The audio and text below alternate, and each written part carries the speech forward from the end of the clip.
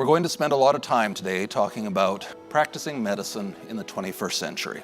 We'll consider the drivers of new models of care, the emerging evidence and identify where we need more evidence, and explore the policy and operational challenges to broad adoption of telehealth. Telehealth is critical for providing better access to care for our members, to make it easier for our practitioners to reach our members and vice versa.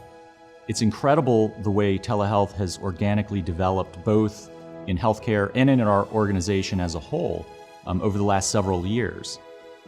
I think it offers us a real opportunity to increase access. It is really difficult in many health systems, perhaps with the exception of places like Kaiser Permanente, to access care when and where you need it. And I think the potential for thinking through what delivery system reform, what reimbursement reform looks like to get us to the use of telehealth to drive improvements is really critical. The VA is a rather large integrated healthcare system. We take care of over 6 million patients per year at more than 1,200 sites of care. But we also have to take care of patients across the entire American geography, including in places where we don't have a physical presence.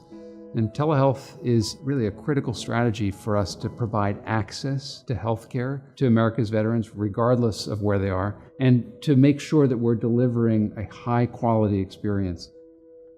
The benefit of bringing a group together like this with diverse thoughts, with diverse backgrounds, really is what it's going to take to propel this forward. It's not one organization or one particular discipline. It's the collective together.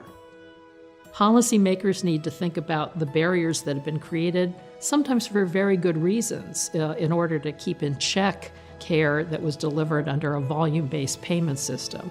But now that we're moving to value-based payment systems, there's really the ability to think about new payment models that would encourage the kinds of innovations like telehealth that have the potential in the right way to disrupt care delivery as it is delivered now and really create a much more convenient, much more access-oriented, much more expeditious form of healthcare that we frequently have at this moment.